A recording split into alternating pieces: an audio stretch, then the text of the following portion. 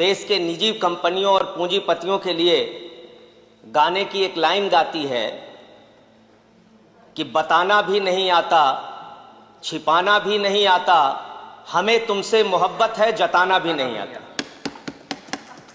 निजीकरण करना भी है और मना भी करना है। आपने कहा निजीकरण नहीं करेंगे। 109 प्राइम रूट्स पर आप 150 ट्रेनें चलाने जा रहे हैं। देश के 50 रेलवे स्टेशंस को आप निजी हाथों को देने जा रहे हैं। हबीबगंज रेलवे स्टेशन आपने निजी हाथ को दिया। वहां की हालत जाकर पता कीजिए मानवर, वहां पर 50 रुपए मोटरसाइकिल रखने का लगता है। वहां पार्किंग के लिए 150 रुपए कार का देना पड़ता है। आपने प्लेटफॉर्म टिकट 30 रुपए का कर दिया। पैसेंजर ट्रेन का 3 गुना किराया बढ़ा दिया। जब आपसे पूछा जाता है तो आप बहुत हास्यास्पद तर्क देते हैं। कहते कोरोना के समय में पैसेंजर ट्रेन में भीड़ ना हो इसलिए किराया हमने बढ़ा दिया। पेट्रोल का दाम क्यों बढ़ाया? बोले कार ना चलाने पाए, मोटरसाइकिल ना चलाने पाए।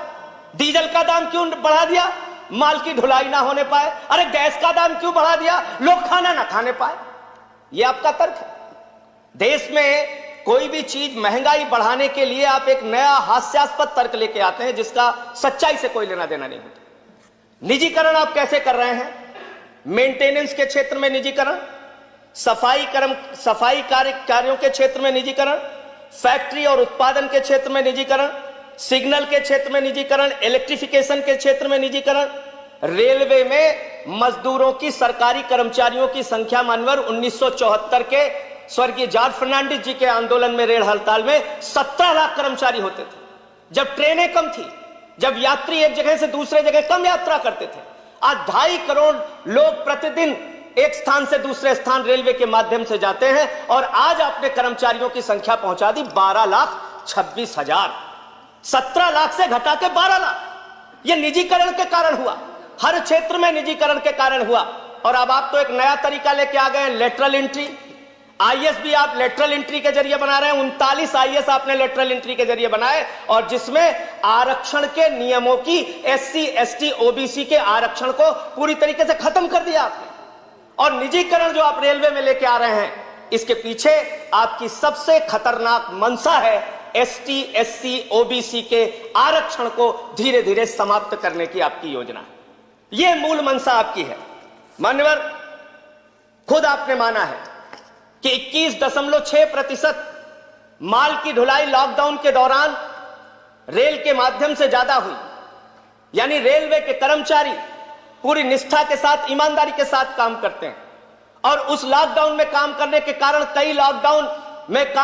कारण, कई कर्मचारी जो कोरोना योद्धा जिनको आप कह सकते हैं, उनकी जान भी गई। 50 लाख रुपए मुआवजा कर्मचारी संगठन मांग करते हैं।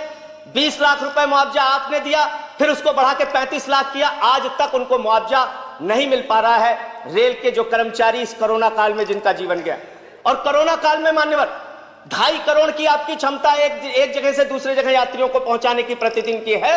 लेकिन हमने देखा कि किस तरीके से रो रो के ट्रेनें चलाई गई, किस तरीके से लोगों को तरसाया गया ट्रेनें चलाने के नाम पर। और 40 ट्रेनें रास्ता भटक जाती हैं, 80 लोगों की जान चली जाती है। मुजफ्फरपुर के स्टेशन का वो दृश्य आज भी हम लोग नहीं भूल पाते। एक मां के ऊपर से उसका छोटा बच्चा आंचल हटा रहा था, उसकी मां। कंक्लूड करिए संजय जी। बस खत्म कर रहा हूं मान्यवर। अंत में सिर्फ इतना ही बात कहना चाहता हूं कि आप कृपा करके रेलवे कर्मचारियों को निजी हाथों में मत दीजिए। यह एक बहुत बड़ा सेक्टर है जहां से रोजगार भी मिलता है और जहां गरीब आदमी को एक भरोसा होता है कि हम सस्ते में दामों में यात्रा कर पाएंगे, सस्ते किराए में यात्रा कर पाएंगे। जिस दिन आप इसको निजी हाथों में देंगे, कर्मचारियों का तो आप आरक्षण के तहत उनकी नौकरियां खत्म करेंगे, एक बात है। और दूसरी बात यह है कि हिंदुस्तान के लोगों को तकलीफें और उनकी यात्राएं, उनकी दुश्वारियां बढ़ेंगी। अंत में कुलियों की बात यहां पर आई। इस देश के कुलियों के लिए एक योजना बहुत पहले लाई गई थी कि उनके परिवार के लोगों को नौकरियां दी जाएंगी। उस पर पुनर्विचार कीजिए, उस पर फिर से एक बार सरकार निर्णय ले। जो दिन भर मेहनत करते हैं स्टेशन पे, अब माल ढुलाई करते हैं, उनके बच्चों को नौकरी में आरक्षण देने की योजना बनाई। बहुत